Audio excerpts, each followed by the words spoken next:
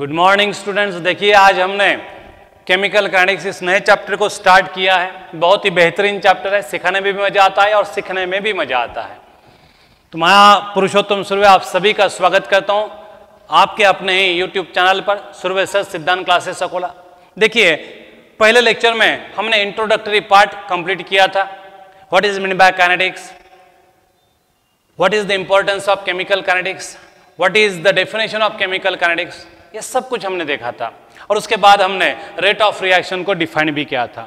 Rate of reaction की हमने actually 3 definition देखी थी, in terms of reactant, in terms of product and in terms of both. बराबर है। The decrease in concentration of reactant per unit time is called as rate of reaction. Increase in concentration of any one of the product per unit time is called as rate of reaction। या फिर दोनों definition को mix करें तो definition बनती है the change in concentration of any one of the reactant or product per unit time is called as rate of reaction। याद रखिएगा बच्चों कि रेट ऑफ रिएक्शन निकालने के लिए एट अ टाइम सारे रिएक्टेंट को कंसीडर नहीं करना पड़ता, सारे प्रोडक्ट को कंसीडर नहीं करना पड़ता। किसी एक भी रिएक्टेंट को या किसी एक भी प्रोडक्ट को आपने कंसीडर किया तो आपका काम बन जाएगा। एक्चुअली आपको एक ही रिएक्टेंट या एक ही प्रोडक्ट को कंसीडर करना पड़ेगा, तभी आपका काम बनेगा। एट अ टाइम आप सारे रिएक्टेंट के चेंज इन कॉन्सेंट्रेशन को कंसीडर करेंगे तो आपको रेट बराबर नहीं मिलेगा। बराबर है। तो to calculate the rate of reaction you have to consider the change in concentration of any one of the reactant or any one of the product only। क्योंकि कोई भी एक रिएक्टेंट कंसीडर किया तो दूसरे का रेट हम ओरली बता सकते हैं by observing the stoichiometry of chemical reaction. तो कैसे ऑब्जर्व किया जाता है वो भी मैं सिखाऊंगा आपको। तो चलिए हम रेट ऑफ रिएक्शन के पास थे। रेट ऑफ रिएक्शन को हमने डिफाइन किया था, the decrease in concentration of any one of the reactant per unit time is called as rate of reaction. Increase in concentration of any one of the product per unit time is called as rate of reaction. या फिर दोनों को combine करके हमने बोला था the change in concentration of any one of the product और reactant per unit time is called as rate of reaction. तो चलिए हम एक रिएक्शन इमेजिनरी कंसीडर करते हैं, ए गिव्स बी। तो एक रिएक्शन हमने इमेजिनरी ले ली है जिसमें ए किस में कन्वर्ट हो रहा है, बी में। अब बात जाहिर है कि रिएक्टेंट का इनिशियल कॉन्सेंट्रेशन हमेशा ज्यादा होगा, क्योंकि रिएक्टेंट समय के साथ रिएक्ट होते जा रहे हैं तो रिएक्टेंट का कॉन्सेंट्रेशन धीरे धीरे कम होते जाएगा। तो concentration of reactant goes on decreasing.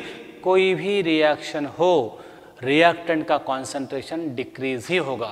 दुनिया में ऐसी रिएक्शन है ही नहीं जिसमें रिएक्टेंट का कॉन्सेंट्रेशन कांस्टेंट है, रिएक्टेंट जैसे वैसे ही है और अपने आप प्रोडक्ट बनते जा रहा, ऐसा पॉसिबल नहीं होता। तो in each and every chemical reaction concentration of reactant falls and that of product increases.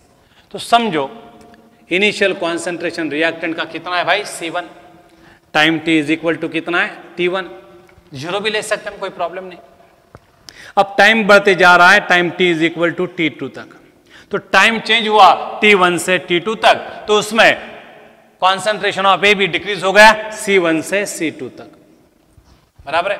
पहले कॉन्सेंट्रेशन C1 था, आफ्टर टाइम T2 कॉन्सेंट्रेशन कितना है, C2 है। तो इनिशियल कॉन्सेंट्रेशन पता है, फाइनल कॉन्सेंट्रेशन पता है, इनिशियल टाइम मालूम है, फाइनल टाइम मालूम है, तो हम क्या कर सकते हैं, रेट ऑफ रिएक्शन निकाल सकते हैं। तो rate of reaction is equal to क्या होगा रे, change in concentration of reactant, change in concentration of reactant divide by time. अब change in concentration of reactant कितना है, तो जब भी हम थर्मोडायनामिक्स की आदत लग गई हमें फाइनल माइनस इनिशियल करने की, तो change in concentration of reactant यानी क्या है, final concentration of reactant minus initial concentration of reactant upon final time minus initial time. बराबर है। अब देखिए फाइनल कॉन्सेंट्रेशन स्मॉल है रिएक्टेंट का, इनिशियल कॉन्सेंट्रेशन ज्यादा है, तो ये डेल्टा C2 माइनस C1 की वैल्यू क्या आएगी, नेगेटिव आएगी। मतलब रेट भी क्या आएगा, नेगेटिव। बराबर है।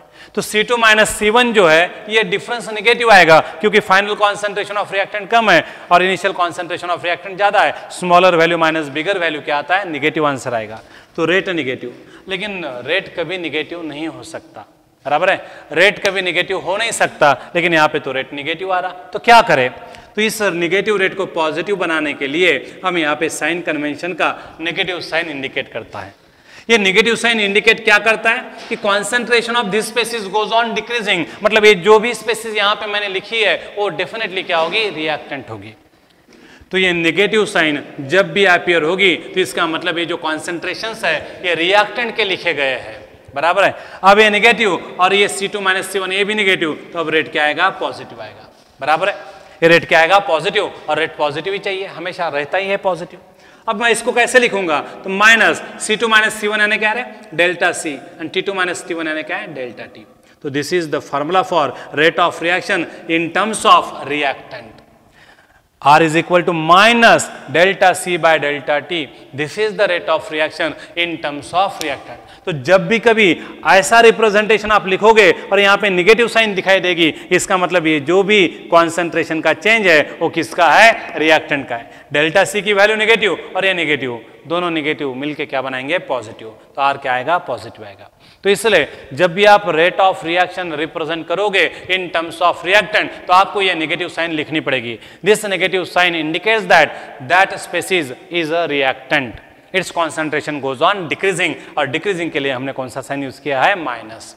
तो इसलिए जब भी हम रेट ऑफ रिएक्शन रिप्रेजेंट करेंगे इन टर्म्स ऑफ रिएक्टेंट तो ये रिप्रेजेंटेशन ऐसा होना चाहिए, बराबर है। Minus delta C by delta T, where delta C is change in concentration, delta T is a time interval, T2 - T1 है टाइम इंटरवल। अब प्रोडक्ट के टर्म में हमें रेट ऑफ रिएक्शन को डिफाइन करना है, तो प्रोडक्ट का कॉन्सेंट्रेशन समझो जो भी था, शुरुआत में तो 0 ही था, ऐसा समझो। तो इसका C1 का वैल्यू कितना है, 0 है।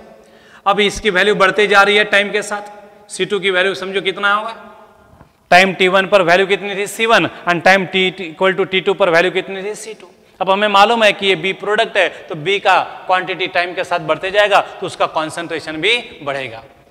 तो what is rate of reaction, change in concentration of product divide by time required. तो change in concentration of product कितना है भाई, C2 - C1 upon T2 - T1। अब यहां पे देखो C2 फाइनल कॉन्सेंट्रेशन है और इसकी वैल्यू क्या है, ज्यादा है। C1 इनिशियल कॉन्सेंट्रेशन है, इसकी वैल्यू क्या है, कम है, क्योंकि ये प्रोडक्ट के लिए बता रहे हैं हम। तो प्रोडक्ट का इनिशियल कॉन्सेंट्रेशन कम होता है एंड फाइनल कॉन्सेंट्रेशन ज्यादा होता है, तो C2 - C1 ये डिफरेंस क्या आएगा, पॉजिटिव।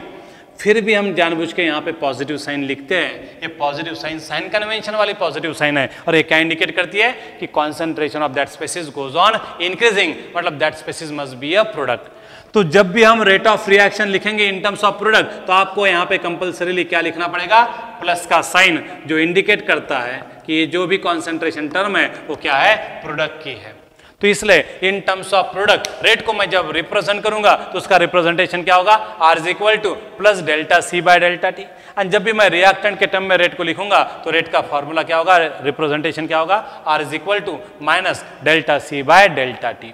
तो ये निगेटिव साइन क्या कहती है कि that species is a reactant whose concentration decreases, decrease indicate करने के लिए निगेटिव साइन। ये प्लस साइन क्या इंडिकेट करती है, that species is a product and its concentration goes on increasing. तो इंक्रीज इन कॉन्सेंट्रेशन बताने के लिए plus sign, decrease in concentration बताने के लिए माइनस साइन। तो जब आपका टाइम इंटरवल ज्यादा होगा तो चेंज इन कॉन्सेंट्रेशन भी ज्यादा होगा, जब टाइम इंटरवल छोटा होगा तो क्या होगा, चेंज इन कॉन्सेंट्रेशन भी छोटा होगा। तो छोटा अगर टाइम इंटरवल लिया तो रेट को मैं कैसे रिप्रेजेंट करूंगा, minus dc by dt, where dt is a small time interval and small time interval में चेंज इन कॉन्सेंट्रेशन भी स्मॉल होगा। तो इसलिए स्मॉल टाइम इंटरवल होगा तो रेट का रिप्रेजेंटेशन क्या रहेगा, minus dc by dt, where dc is a very small change in concentration in a small time interval dt। ज्यादा चेंज है तो capital delta C upon capital delta T, small होगा तो dc अपॉन dt। सेम इसके लिए भी plus dc by dt। आप C के जगह पे रिएक्टेंट्स का भी इस्तेमाल कर सकते हो, minus da by dt, decrease in concentration of ए पर यूनिट टाइम। तो यहाँ पे ऐसा भी लिख सकते हो, यहाँ पे प्रोडक्ट है, प्रोडक्ट का नाम है B, तो plus delta B by delta T, यहाँ पे क्या लिख सकते हो, प्लस dB by dt। तो dB यानी आपको याद रखना पड़ेगा, this is the change in concentration of product. समझ में, तो इस तरह से हम रिप्रेजेंटेशन कर सकते हैं। ज़्यादा चेंज हुआ तो कैपिटल डेल्टा का इस्तेमाल करो, स्मॉल चेंजेस हुआ तो स्मॉल डेल्टा का इस्तेमाल करो। तो इस तरह से बच्चों हम रेट ऑफ रिएक्शन को रिप्रेजेंट कर सकते हैं इन terms of reactant and product. जब भी rate in terms of reactant होगा तो आपको वहां पे बिना भूले नेगेटिव साइन लिखना ही है, क्योंकि रेट्स आर ऑलवेज पॉजिटिव। तो उसे पॉजिटिव बनाने के लिए साइन कन्वेंशन का नेगेटिव साइन लिखते हैं। एंड जब भी प्रोडक्ट के टर्म में रेट लिखते हैं तो जानबूझ के वहाँ पे साइन कन्वेंशन का प्लस साइन लिखते हैं।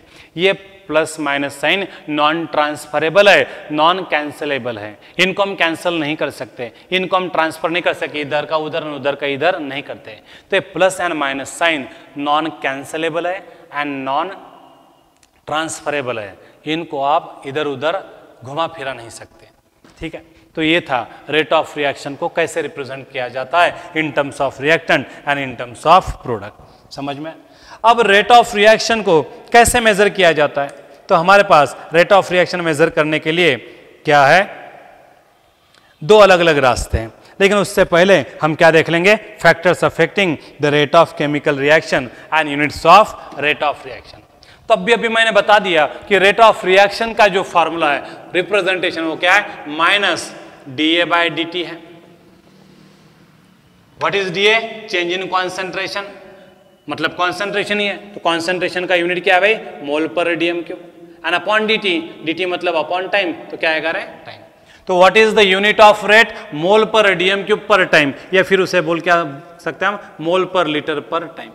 अब टाइम का यूनिट जो भी सुटेबल रहेगा आपके लिए वो ले सकते हैं। सेकंड ले सकते हैं, मोल पर लीटर पर सेकंड, मोल पर लीटर पर मिनट, मोल पर लीटर पर आवर, मोल पर लीटर पर डे, मोल पर लीटर पर मंथ। जो यूनिट सुटेबल होगा आप वो यूनिट यूज कर सकते हैं। तो this is the general unit of rate of reaction, चाहे वो rate of reaction in terms of product हो या इन टर्म्स ऑफ रिएक्टेंट हो। तो यहाँ पे भी सेम रेशो है, कॉन्सेंट्रेशन अपॉन टाइम, तो यहाँ पे भी यूनिट क्या रहेगा, सेम ही रहेगा। एसआई यूनिट पूछा तो क्या होगा, तो रेट का एसआई यूनिट क्या होगा, quantity of substance. SI system में किस में मेजर की जाती है, मोल में। वॉल्यूम किस में मेजर किया जाता है, मीटर क्यूब में। तो लीटर के जगह पे यहाँ पे मीटर क्यूब आएगा, तो मोल per metre cube per second. तो ये आपको यूनिट बताना पड़ेगा अगर एसआई सिस्टम में रेट का यूनिट पूछा तो in SI system unit of rate of reaction is mole per metre cube per second, बराबर है। और जनरली हम कौन सा यूज करते हैं, ये वाला यूज करते हैं, मोल पर लीटर पर टाइम या फिर मोल per radium cube per time. Time हमारे कन्वीनियंस के अनुसार होगा, सेकंड अच्छे होंगे तो सेकंड को यूज करेंगे, मिनट हमारे लिए कन्वीनियंट होंगे तो मिनट यूज करेंगे। तो इसलिए मैंने इन जनरल यहाँ पे टी लिखा, नहीं तो मैं कुछ भी लिख सकता था, मिनट, ईयर, मंथ, कुछ भी लिख सकता था। तो these are the units of rate of reaction. SI system में क्या बताओगे हमेशा, mole per metre cube per second. And convenient unit कौन सा है, mole per radium cube per time. Time अपने कन्वीनियंस के अनुसार आप ले सकते हो, वो डे में हो सकता है, आवर में हो सकता है, मिनट में हो सकता है, मंथ में हो सकता है, या चाहे फिर ईयर में भी हो सकता है। तो इस तरह से हम unit of rate of reaction देख सकते हैं। अब देखिए रेट ऑफ रिएक्शन कौन से फैक्टर पर डिपेंडेंट है, अगर वो हमें पहले ही पता होगा तो हम उसके तरफ ज़्यादा ध्यान देंगे। और उसके बाद हम देखेंगे how to express rate of reaction. तो factors affecting the rate of chemical reaction कौन से हैं, ये भी एक इंपॉर्टेंट टॉपिक है हमारे लिए, वो भी ध्यान में रखना पड़ेगा हमें कि भाई रेट ऑफ रिएक्शन किस किस पर डिपेंडेंट है। तो स्टडी करते वक्त तो उन सारे फैक्टर की तरफ ज़्यादा ध्यान देंगे। Factor affecting the rate of reaction,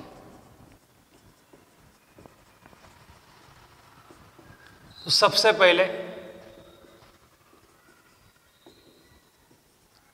rate of reaction किस पर डिपेंड होता है, नेचर ऑफ रिएक्टेंट्स पे। तो first factor which affect the rate of reaction is the nature of reactant. अब रिएक्टेंट का एनर्जी कंटेंट ज्यादा है, मतलब वो अनस्टेबल है, तो रिएक्ट फास्टली होंगे, रेट ऑफ रिएक्शन ज्यादा रहेगा। अगर रिएक्टेंट का एनर्जी कंटेंट कम है तो वो स्टेबल होंगे, आसानी से रिएक्ट नहीं होंगे, रेट क्या रहेगा, कम रहेगा। इसलिए rate of reaction depends upon the nature of reactant. If reactants are stable one, less energetic, then they will react slowly and rate of reaction will be slow. If reactants are highly energetic, they are highly unstable, and unstable reactant react fastly, and in such case rate of reaction will be more. तो इसलिए पहला factor हमने देखा है rate of reaction को affect करने वाला, और वो कौन है, नेचर ऑफ रिएक्टेंट है। समझ में आया बच्चों। तो रेट ऑफ रिएक्शन को सबसे पहला फैक्टर कौन सा अफेक्ट करता है, nature of reactants, whether they are stable और unstable, whether they are energetic और लेस एनर्जेटिक। तो यहाँ पे नेचर के मतलब क्या होता है, उसकी स्टेबिलिटी, वो स्टेबल है कि अनस्टेबल है वो देखना पड़ेगा। स्टेबल है तो रेट क्या होगा, रे स्लो होगा, एंड अनस्टेबल होगा तो they react fastly and rate will be fast. Reaction is fast, rate is high, ऐसा हम बोल सकते हैं। दूसरा है कॉन्सेंट्रेशन, बराबर है, कॉन्सेंट्रेशन। एक बच्चा है बहुत ही अनस्टेबल है, झगड़ालू है, वो किसी के भी साथ झगड़ा करता है, जानबूझ के झगड़ा करता है, लेकिन उस अकेले को एक घर में अकेले को ही रख दिया, दूसरा कोई इंसान उस घर में है ही नहीं, वो कितना भी झगड़ालू रहा, दूसरा कोई है ही नहीं, तो रिएक्ट किसके साथ करेगा, किसके साथ रिएक्ट करेगा? अगर उस घर में लोगों की संख्या ज्यादा है तो ज्यादा लोगों के कांटेक्ट में आएगा, ज्यादा लोगों के साथ इंटरेक्ट होगा और ज्यादा लोगों के साथ झगड़ा करेगा, ज्यादा झगड़े करेगा, हर सेकंड झगड़े करेगा, मतलब झगड़े करने का रेट क्या होगा, ज्यादा। वैसे ही है, अगर रिएक्टेंट्स की संख्या ज्यादा है, मतलब उनका कॉन्सेंट्रेशन ज्यादा है, तो रिएक्टेंट मॉलिक्यूल एक दूसरे के कांटेक्ट में आने के चांसेस बढ़ेंगे, और एक दूसरे के कांटेक्ट में आने के चांसेस बढ़ेंगे तो रेट ऑफ रिएक्शन भी बढ़ सकता है। और इसलिए दूसरा फैक्टर जो है रेट ऑफ रिएक्शन को अफेक्ट करने वाला, वो है कॉन्सेंट्रेशन ऑफ रिएक्टेंट्स। तो ज्यादातर वक्त हमने देखा है कि जब जब कॉन्सेंट्रेशन ऑफ रिएक्टेंट बढ़ता है तो रेट ऑफ रिएक्शन भी बढ़ता है, जब जब कॉन्सेंट्रेशन ऑफ रिएक्टेंट कम रहता है तो क्या होता है, रेट ऑफ रिएक्शन भी कम रहता है। तो कॉन्सेंट्रेशन ऑफ रिएक्टेंट ये भी एक फैक्टर है जो रेट ऑफ रिएक्शन को अफेक्ट करता है। तो पहला फैक्टर हो गया nature of reactant, whether they are stable और अनस्टेबल। दूसरा फैक्टर हो गया कॉन्सेंट्रेशन ऑफ रिएक्टेंट। तीसरा जो फैक्टर है वो है टेम्परेचर ऑफ द रिएक्शन। आपको मालूम है टेम्परेचर यानी थर्मल एनर्जी यानी kinetic energy, and kinetic energy जब भी कभी रिएक्टेंट के पास ज्यादा होगी तो एक दूसरे के साथ फास्टली कोलाइड होंगे, और फास्टली कोलाइड होंगे तो वहां पे उनके रिएक्ट होने की संभावना भी ज्यादा होती है, इसलिए टेम्परेचर पे भी रेट ऑफ रिएक्शन डिपेंडेंट है। अब आप बोलेंगे सर टेम्परेचर बढ़ा दिया तो क्या होगा, तो किसी किसी रिएक्शन में टेम्परेचर बढ़ा दिया तो रेट भी बढ़ता है, लेकिन हर बार बढ़ेगा इसकी गारंटी नहीं है। कुछ रिएक्शन में टेम्परेचर बढ़ाने से रेट बढ़ता है तो कुछ रिएक्शन में टेम्परेचर बढ़ाने से रेट कम भी होता है, and that can be well explained with the help of Le Chatelier principle. और हम लेंगे effect of temperature on rate of reaction, exothermic reaction में क्या होगा, एंडोथर्मिक रिएक्शन में क्या होगा, एक्चुअली हम थर्मोडायनामिक्स में देख लिए हैं। एक्सोथर्मिक रिएक्शन में अगर मैं टेम्परेचर बढ़ाता हूं तो रिएक्शन बैकवर्ड डायरेक्शन में शिफ्ट होती है, उसका रेट कम होता है। तो in case of exothermic reaction है तो with increase in temperature rate decreases, and with decrease in temperature rate increases, बराबर है। पेट्रोल का कंबशन फास्ट हो, कंटिन्यूस हो, इसलिए हमें इंजन को कूल रखना पड़ता है, इसलिए वहां पे कूलेंट होते हैं। अगर इंजन गर्म हुआ तो पेट्रोल के कंबशन को फेवर नहीं करता।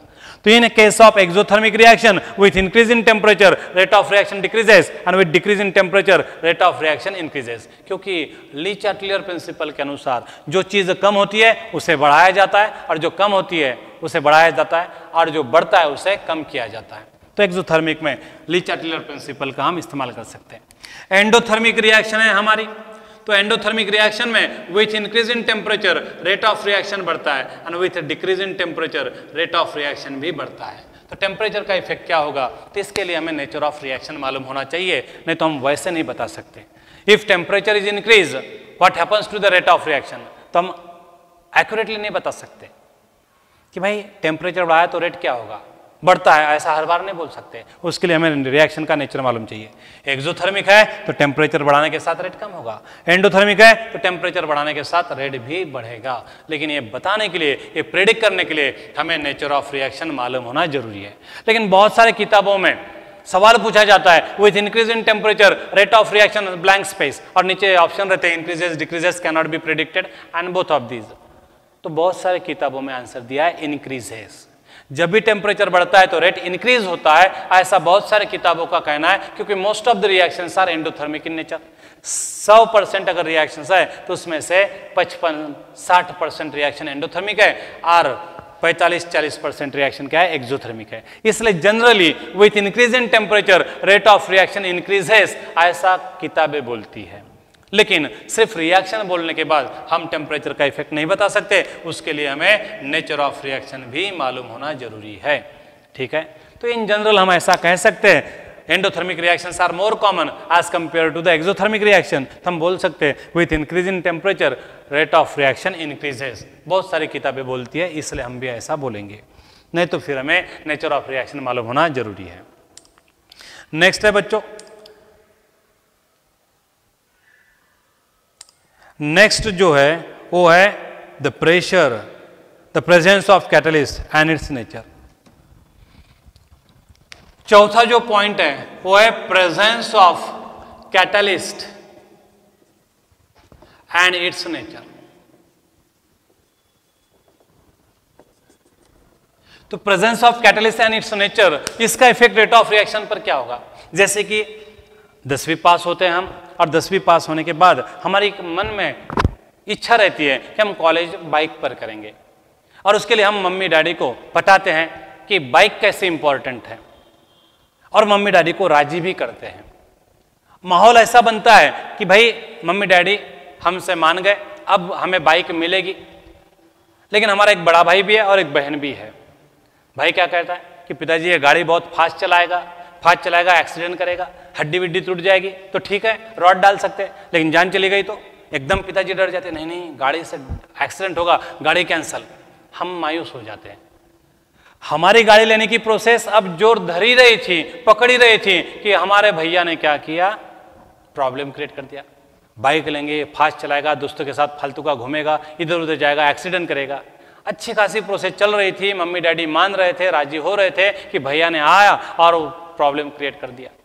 अब उसके कहने से पिताजी के मन में डर पैदा हो गया, साला बच्चे का कुछ नहीं होना चाहिए, इसलिए वो गाड़ी लेने की प्रोसेस स्लो करते। नहीं भाई, सोचेंगे हम, देखेंगे, उनकी भाषा बदल जाती है, हम मायूस हो जाते हैं। यहाँ पे जो भाई है वो नेगेटिव कैटलिस्ट का रोल प्ले कर रहा है। गाड़ी लेने की प्रोसेस जोर पकड़ रही थी कि उसने उस प्रोसेस को स्लो डाउन कर दिया, ऐसी बात करके, नेगेटिव बातें करके। तो ऐसे कैटलिस्ट को नेगेटिव कैटलिस्ट बोला जाता है। The catalyst which decreases the rate of reaction is called as negative catalyst. उल्टा बहन बोलती है कि अभी वो गाड़ी नहीं चलाएगा तो पिताजी कब गाड़ी चलाएगा, यही उम्र है गाड़ी चलाने की। उसके दोस्त बाकी सारे गाड़ी पर घूमते हैं और ये अकेला साइकिल से जाएगा, तो इसके मन में इंफेरिटी कॉम्प्लेक्स आएगा। ये बेचारा अपने आप को फिर कम महसूस करेगा, दोस्त भी इस पर हंसेंगे। ये पढ़ाई छोड़ के सिर्फ उसी विचार में, उसी सोच विचार में गुंग रहेगा, तो पढ़ाई कब करेगा? तो पिताजी अभी इसकी इच्छा है तो अब भी उसको गाड़ी दे दो, कल इसकी इच्छा चली जाएगी तो फिर गाड़ी दे के कुछ फायदा नहीं होगा। आज उसकी इच्छा है तो आज उसको मिलना चाहिए। तो यहाँ पे बहन क्या कर रही है, हमारी गाड़ी लेने के प्रोसेस को फास्ट बना रही। पिताजी सोचेंगे यार इसका भी बराबर है, बच्चा अब गाड़ी नहीं चलाएगा तो बुढ़ापे में थोड़ी गाड़ी चलाएगा, अब भी गाड़ी चलाना चाहिए। तो इसलिए बहन यहाँ पे गाड़ी लेने की प्रोसेस को क्या कर रही है, फास्ट कर रही है। तो बच्चों इस केस में हमारी जो बहना है वो पॉजिटिव कैटलिस्ट का रोल प्ले कर रही है, मतलब वो गाड़ी लेने की प्रोसेस को फास्ट करने का सोच रही है। वो हमारे गाड़ी के बारे में पॉजिटिव बोलेगी, नहीं बाबा ये बहुत आसानी से, मतलब अच्छे से गाड़ी चलाएगा, मैंने देखा है इसको, बहुत अच्छे से गाड़ी चलाता है, ये एक्सीडेंट नहीं करेगा। मतलब पिताजी की जो हिम्मत है और बढ़ जाती है और फिर गाड़ी लेने की प्रोसेस फास्ट होती है। तो यहाँ पे बहना जो है वो पॉजिटिव कैटलिस्ट का काम कर रही है। और तीसरा टाइप है पॉइजन कैटलिस्ट। पॉइजन कैटलिस्ट क्या होते हैं? पॉइजन कैटलिस्ट हमारे मामा जैसे होते हैं। तो बापू काय तुम्ही मार झाले का काय, त्या पोट्टाला तुम्ही गाडी घेऊन देऊन राहिले, भायतळा बेल नाही ते, पोट्ट्यासोबत इकडे तिकडे फिरते, स्टंट करते, एका चाकावर गाडी फिरवते, उद्या फालतू आपण गाडी घेऊन द्या आणि काही फालतू दुसऱ्याचं काम काढलं, स्वतःचं काम काढलं, कुठं बसता झंझट घेत, कैंसिल कर दो गाड़ी। बस पिताजी मामा के सुनने में होते, मतलब मामा का कहना मानते हैं, मामाच्या काय म्हणतात त्याला, अंडर कंट्रोल असतात आपले बाबा, समजा असं आपण समजू। अब ऐसे वक्त जो पिताजी है वो मामा का सुन लेंगे, यार सही में ये भी जो बोल रहा है वो भी सही है, गाड़ी बड़ी कैंसिल है, स्टंट मारता है भी हरामखोर है अपना बच्चा, और गाड़ी का मतलब कैंसिल ही कर देते हैं, मतलब गाड़ी लेने का विचार ही बंद कर देते हैं। मतलब क्या होगा, प्रोसेस स्टॉप ही हो गई। तो जब कैटलिस्ट रिएक्शन को स्टॉप करते हैं तो उनको पॉइजन बोला जाता है। इसलिए रेट ऑफ रिएक्शन क्या होगा, ये सिर्फ प्रेजेंस ऑफ कैटलिस्ट के ऊपर डिपेंड नहीं है, उसके नेचर के ऊपर भी डिपेंडेंट है। प्रेजेंस ऑफ कैटलिस्ट है एंड वो पॉजिटिव है तो रेट बढ़ेगा, प्रेजेंस ऑफ कैटलिस्ट है एंड वो निगेटिव है तो रेट कम होगा, प्रेजेंस ऑफ कैटलिस्ट है और पॉइजन है तो रेट ड्रॉप हो जाएगा, डायरेक्ट जीरो बन जाएगा। तो इस तरह से rate of reaction depends upon various factors. उनमें से हमने कुछ देखे, nature of reactant, whether they are unstable और अनस्टेबल, दूसरा है कॉन्सेंट्रेशन ऑफ रिएक्टेंट, तीसरा है टेम्परेचर। टेम्परेचर के लिए ली-चार्टियर प्रिंसिपल हमें मालूम होना चाहिए बच्चों, ली-चार्टियर प्रिंसिपल के बेसिस पर से हम इफेक्ट ऑफ टेम्परेचर बता सकते हैं। And last one is presence of catalyst and its nature. तो ये आपको याद आना चाहिए, समझ में। तो इस तरह से हम factors affecting the rate of reaction को देख सकते हैं। कोई डाउट अब इसमें? अब इसके बाद हमें रेट को कैसे एक्सप्रेस किया जाता है वो देखना है। तो हम रेट ऑफ रिएक्शन को जनरली हर बार दो कैटेगरी में एक्सप्रेस करते हैं, एक तो एवरेज रेट के फॉर्म में या तो फिर इंस्टेंटेनियस रेट के फॉर्म में। तो एवरेज रेट क्या है, इंस्टेंटेनियस रेट क्या है, अब हम ये नेक्स्ट लेक्चर में देख लेंगे। तो बच्चों आज थोड़ा सा मैंने शॉर्ट में ही मतलब कम समय में ये टॉपिक लिया है, तो आपको ये समझ में आया होगा। तो आप ये वीडियो लेक्चर्स देखिएगा। कल हम average rate and instantaneous rate, उसमें डिफरेंस क्या है और फिर उनको इवेल्युएट कैसे करते हैं, कैलकुलेट कैसे करते हैं, वो देख लेंगे। थैंक यू बच्चों, हैव अ गुड डे।